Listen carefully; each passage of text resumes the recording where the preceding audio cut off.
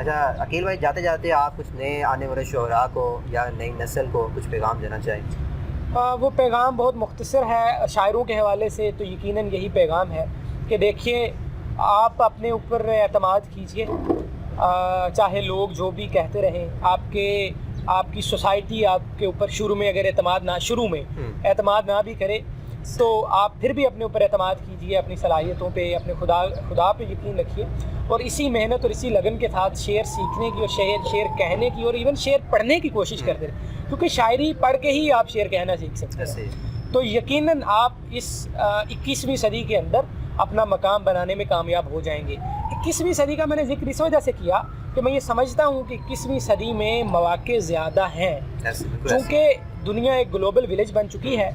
आप ना सिर्फ मुल्की सतह पे एक दूसरे से कनेक्टेड हैं, बल्कि बैनुल अक़वामी सतह पे भी आप एक दूसरे से इंटरकनेक्टेड हैं।